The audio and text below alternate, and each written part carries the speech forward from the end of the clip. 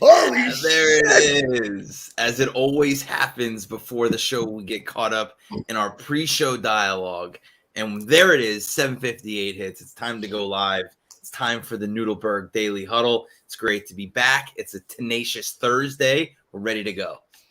So I thought Shay was having like a fit, like we gotta go. We gotta go. Let's go. But that was a deep conversation that actually previewed what we're going to talk about today. And there is some smart stuff that we're going to talk about today. Really, really interesting, really great. The content that you and I are deep into that we bring every morning today could be, let's start with a wrap up of what you and I both did yesterday, right? Because we both had the opportunity to meet with people in person, which and shout out to Todd Pearson who shared my post this morning about it. But so there's a picture of Seda, Jake, and I grabbing lunch, and there's a picture of you with your new client, Laura Sherwin. It turned out that we had the opportunity. I was already out, and yesterday was her kickoff. First time, welcome to the On the Ball family. And I said to her, hey, you want to do it in person? And she goes, oh, yeah, I can make that happen. And, most of the client relationships we have, especially ones that are not local, no way to do, in person. Virtual has been great. Virtual has been really efficient for people because it's sort of, I wouldn't say easy, but it's efficient to pull a 30-minute chunk out of your schedule, commit to it, and then go right back to whatever else you're doing. Correct. This was very, very, very enjoyable. Really fun for me as the moderator or facilitator to deliver that exercise. But man, did it take a bunch of time. So I think that's the understanding, is that in person is a larger commitment than just the time you're spending together. In person involves the travel of it. It involves the going over if you're not able to, if you're eating, if it's a lunch meeting, like there's a lot that can happen that's going to delay the time and extend the time. And inversely for me, I've been working with Seda for a few months and we had never met in person. That doesn't mean that we haven't been successful. Like, we've created real change in her scheduling, in her delegation, in the way she communicates, in the cadence of her communication, a lot of her leadership style, adapting new tools. Like, there's a ton. She was a part of the LinkedIn Like a Pro last Friday. So there's a ton of work I've done with her that has been successful.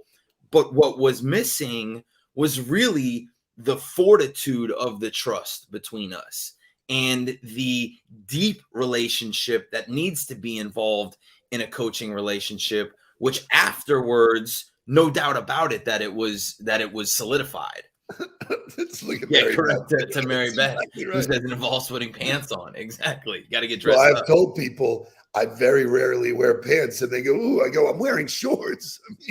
So that's funny stuff. So I think as we move to the end of the year into first quarter, this will be top of mind for people in that next level of discipline in managing your calendar. It's just going to be a thing. There's no replacing in person. I agree with you. It's fantastic. When you do it, who you do it with, who you say no to. Has to be a strategy involved to it, correct. Right? And that to me is like, we've worked with Citi on creating this massive communication strategy that incorporates the entire sales department. So you're talking about almost 1,000 people, and we've created a system or a strategy where it defines what should be communicated, when it should be communicated, how it should be communicated. Well, you really have to boil that down. And while that's on a macro level, you got to take that to your individual self and understand, what's my strategy on when I have group meetings, when I have individual meetings, which ones are in person, which ones are virtual, how long they are, whether they're 15 minutes, 20 minutes, 30 minutes, 45 minutes, an hour. You have to define all of those things with purpose. If you do that, it's amazing how much time you get back for yourself and how much more efficient you become as a leader. I absolutely could not agree more. I mean, it is It is all about strategy. Most people, especially in the sales or revenue development world, are all about the tactics. I'm calling, I'm doing it, like, why am I doing it? The theory behind what am I looking to do, and then activate the tactics. Shout out to Brian Moskowitz. This is the way the world is. We're out, we're having lunch, and he just walks by. It was almost like serendipitous. Like, this is not a movie set. This is real life. So he popped in, introduced himself. He had never met Shay in person. Certainly never met Laura. But when Laura posted that she had lunch with us, he validated that she was in good hands with us. So thank you for your support and for your shout out. And you know what? We got to do wake up music. Got to get to some wake up music. Let's go. Let's get the music going, and then we'll get to the rest of the show. Wake up, everybody! Get up! Get up! Get up! Get up! Wake up! Come on! Come on! Wake up, everybody! Teach a new way. Maybe then they'll listen what you have to say. Wake up, everybody! No more sleeping in bed. No more backward thinking, time for thinking ahead. Come on now.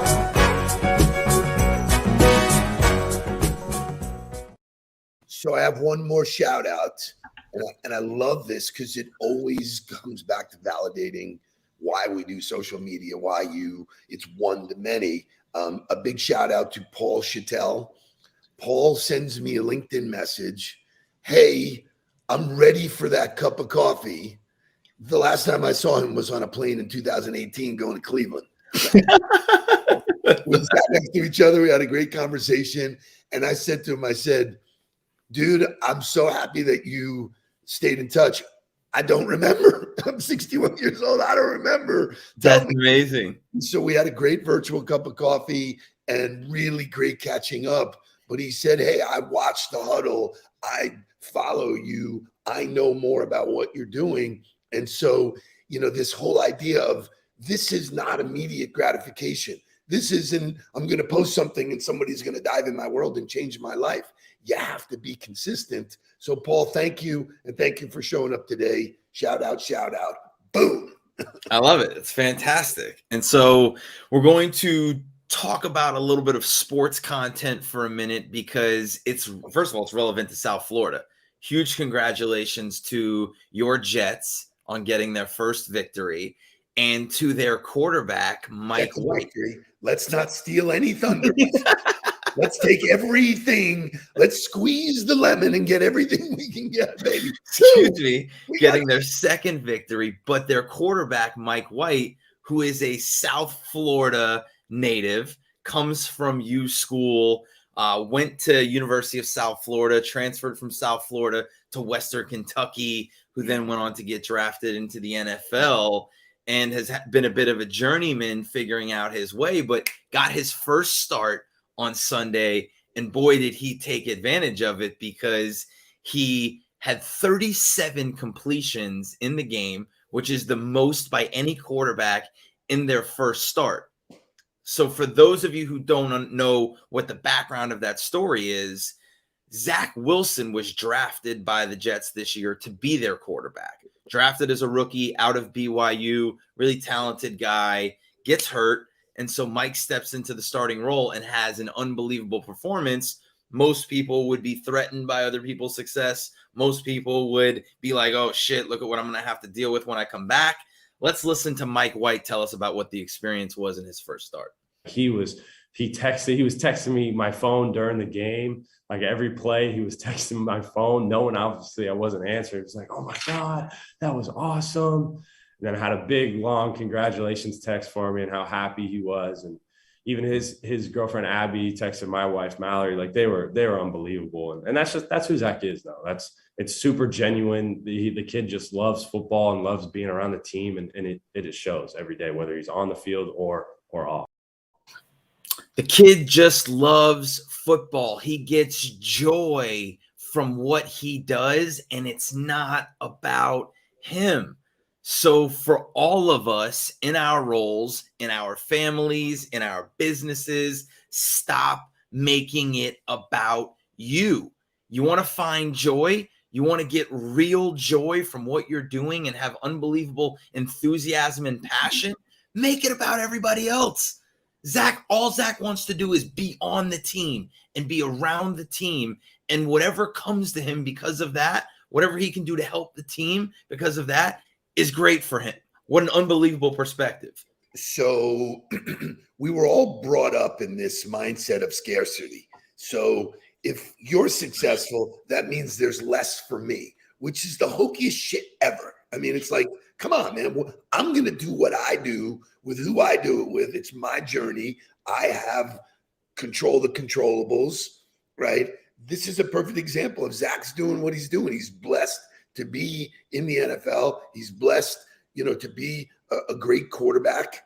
Maybe he's not so blessed to be with the Jets, but and he got hurt. He got dealt adversity, and how he dealt with that adversity was, instead of turning the spotlight on himself and being like, "Oh man, this sucks. I wish I could play. Wow, there's somebody else that's having a lot of success." He made it about that other person and celebrated them, which brings joy to him. How good does it feel to bring joy to somebody else? So it's so amazing, because when you invest in that, the universe sends it back to you. So the equation is, the more I make it about other people, the more I have real joy for them. That's the abundance mentality.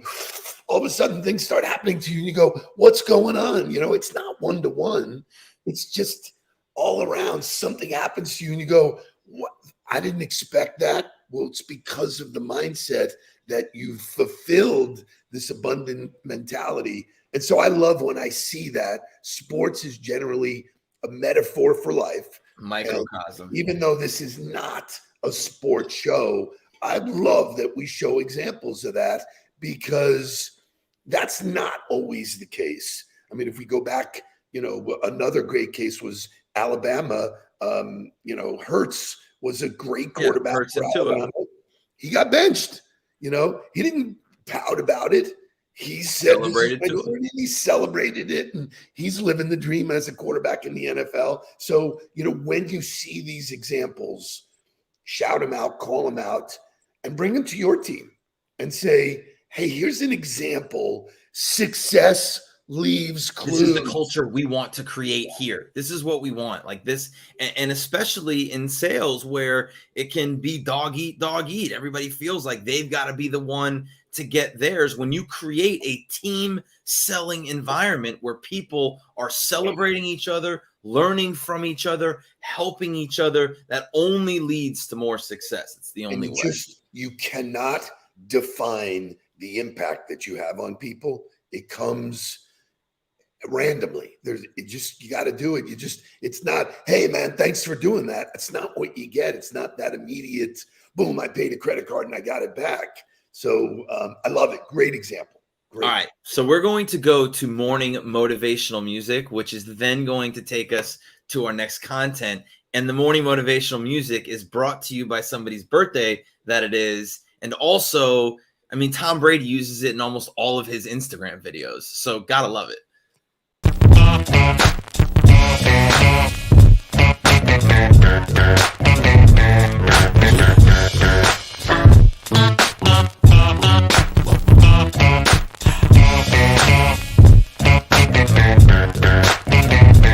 I'm the definition of half man, half drugs, ass the clubs, bad boy, that's what's up. After bucks, crush crews after us. No games, we ain't laughing much. Nothing but big things. Check the hit list, how we twist shit. What changed but the name? We still here, you're rocking with the best. Don't worry if I write rhymes, I write checks. Who's the boss? Dudes is lost. Don't think cause I'm iced out, I'ma cool off. Who else but me? And if you don't feel me, that means you can't touch me. It's ugly, trust me. Get it right, dog, we ain't never left. We just move in silence and rep to the death. It's official, I survived what I've been through. Y'all got drama, the saga continues. We ain't going nowhere. We ain't going nowhere. We can't be stopped now, cause it's bad boy for life. We ain't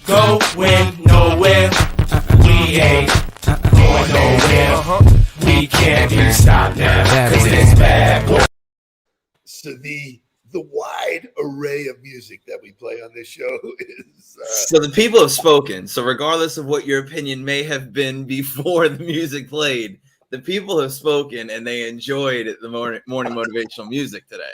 so where else can you go from Joe Cocker to To P. Diddy. Come on. So whether you like rap or not, whether you're a hip hop fan or not, whether you're a P. Diddy fan or not, it is hard not to celebrate him as an entrepreneur. And if you have not studied his story or don't know where he came from or how he's created his career, he started with Uptown Records as an intern, right? Interned underneath one of his mentors before breaking off and starting Bad Boy Entertainment, which really revolutionized hip hop. I mean, at a time where he had Notorious B.I.G., he had something Mac, which was the Return of the Mac. He had Mary J. Blige. He had unbelievable artists underneath one album that revolutionized the hip hop and R&B world. But oh, by the way, he then took his talents to the clothing space and started Sean John. He started Ciroc Vodka. He's got a water company with Mark Wahlberg. He is a consummate entrepreneur, constantly pushing himself into new areas of business, learning new things, challenging the norms, and trying to find himself, new opportunities to be successful. So I think it's a great opportunity, number one, to celebrate him today, share his good music. That's great. But then there's more content, of course, right? And so when I talked to you about this morning, you were like, oh yeah, this is a no-brainer. So there is a 25-minute interview with Diddy and his mentor, Ray Dalio, which is a no-brainer listen. And if anybody wants the link to the full interview, you should absolutely take it and listen to it. That 25 minutes is a masterclass in entrepreneurship. Because Ray Dalio, if you don't know Ray Dalio, you should. Ray Dalio, and this is what we were engaged in talking before the show, is a professor-like mentality. I mean, he's brilliant beyond imagination, but his style, his delivery is very professor-like. And what happens, and this is what Mark and I were wrapped in, is that he answers one question and there's 10 other questions that come from what he So it was really hard. Like, Jake did a great job of clipping out the minute segments that we want to pull that's going to lead into some conversations. But you start listening to him and he just moves from one philosophy to the next and he ties everything together so easily. So I want to show the first part about this, which he talked about a concept called radical open-mindedness. Shay, show me the video. So what's your definition of radically open-minded? Is to simultaneously have an opinion, like let me give you this, that you think it should go this way. Yes. And then you say to yourself, how do I know I'm right? Maybe that's wrong. Is that as good as I can be? And then the capacity to hear and then challenge. So somebody comes up to you with an idea and says, okay, let's do this. What do you think about that? To harvest the best around you, but sorting it with your own mind. So I say to be open-minded and assertive at the same time. Don't give up your assertiveness, but to be curious, like, am I harvesting the best?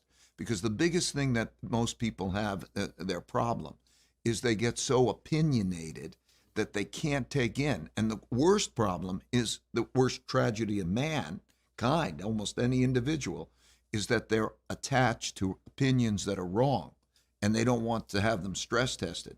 So when you're radically open-minded, you can say, hey man, I really think it should go this way. And then at the same time say to the smartest people that you know, kick the shit out of it and try to say, okay, now let's see how the stress tests so that I can then go to the best, or how do I. So the nuggets that he dropped, just bang, bang, bang, bang. Just the idea, first of all, that flies in the face of, absolute conviction. Correct. No, it's not conviction at all costs, because there are people who are convinced on something that they're wrong. They're just wrong. And that is tragic. That is totally tragic. But what he refers to as the stress test, yes, is absolute brilliant. I know. I was hoping you were going to pull that one, because the idea of of being willing to believe you're right. And where this really gets difficult is when you believe you're right because of your experiences. When you've gone through things and experience that have taught you that lesson, to continually challenge that lesson is really, really difficult, right? But you have to, because the environment, the situation, and everything is constantly changing. So what those experiences may have taught you 30 years ago might not still apply in today's environment. You have to be willing to stress test it still, but you also have to have the best around you, where he said being able to harvest the best around you. So we talk about all the time being in the room, not being the smartest in the room. In order to really take advantage of not being in the smartest in the room, you got to be able to harvest everybody else's ideas and then process them with your own mind in order to figure out what's correct. So here's another just anomaly, if you will. We had the show a year ago when we talked about smartest people in the world curse. Yep. Kick the shit out of it, okay? Living shit out of it. And I will tell you this real time. And I love praising you and praising Jake. You guys kicked the shit out of my new idea, the new business. Kicked the shit out, stressed it out, and came up with the back end that I didn't have. I didn't see it. I got it to a place. And so for all of you who think you know it, you don't. It's a kernel of an idea that gets you to another idea. Unless you kick the shit out of it, you'll never know, which is absolute brilliance. All right, we have to go a little bit of overtime here because I gotta show these last three attributes that he talks about. Shay, show me value, abilities, and skills. We live in a time where people know how to give really good interviews. So as I've been building, I've been fooled a couple of times. I've written out a very detailed spec sheet. They may say they understand it, but then when and they have given me the appearance that they understand the job and they do a stellar interview. But then, when we're 3 months into the trenches. Yeah, I don't think. Yeah, here's the deal. What you do is you use the personality profile testing, background checks, and the resume. And I do a thing which you call a reverse 360. So to find out not just their resumes, but to find out everybody who knew them in the past, and then you go and do the checking. So you have to start with a spec sheet, meaning. Not just the skills. There are three things that everybody brings you. Skills is what almost everybody hires for, and it's the least important of the three things. The most important things are values, abilities. Oh, he cut it off. Values, abilities, and then skills. So, and he goes on to talk about if you're not value aligned with people, you're never going to be successful because you can't work together. You can't communicate the proper ways. You're never going to mesh in a way that's going to allow you to be a team. Then he talks about abilities, and abilities are different than skills. Abilities are innate. Abilities are what you do well, that you've learned to do well over time, but it's not an actual skill or a learned technique. It's you are detail driven, or you are big picture, or you are visionary, you are the leader out in front, you're vocal, you're the back room data analytics, the things that fit you or fit that person as the ability, then getting to skills, which I want to relate this to how I recruited players. I never, ever watched a kid's highlight tape and said, wow, he does an unbelievable job of running a 3-step slant. He does an unbelievable job of getting in a stance and getting off the ball. All of those are skills that we were responsible for teaching. The things I looked at were, look at his ability to go up and get the ball. Look at the way he can contort his body and defend people and position himself. Look at the things he does innately, right? Those are his abilities. We can take those abilities, put skills on top of that, and we'll go to the moon with him, as opposed to saying he's already very skilled, but he has very little ability. This is such an amazing conversation.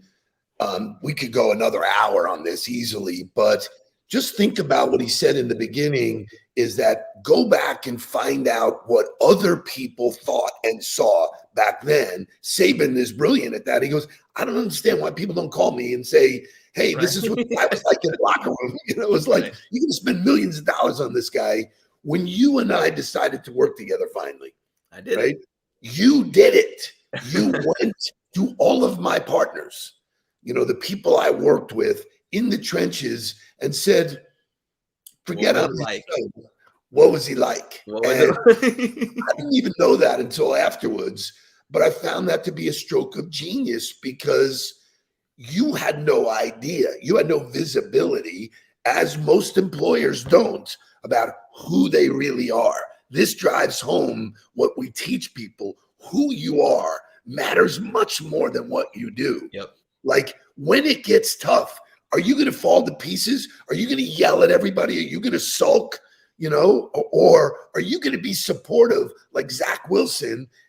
That is Value aligned. Value aligned. You brought in the right values into the organization, which will help the team immensely in ways that you couldn't even see coming. That is alignment at its greatest. And, you know, if you have not seen that interview, do it because you'll be writing all day long. There's a dissertation that comes out of that stuff. So you guys have hit 2 home runs this week. The Nance thing with Joy and Dalio, bang. If you're not watching this show, get your friends around here and watch it because where else do you find this kind of shit? It was fantastic. I am going to meet Aiken, a guy that's new in the marketplace, used to play with the Dolphins, having breakfast with him. He's in trouble because I'm lit up on fire. I love it. I love it. Have a fantastic Thursday. Let's get down to business. Please don't worry about me. I'm about to let my heart speak. My friends keep telling me to leave this. So let's get down to business. Let's get down to business. Give you one more night to get this.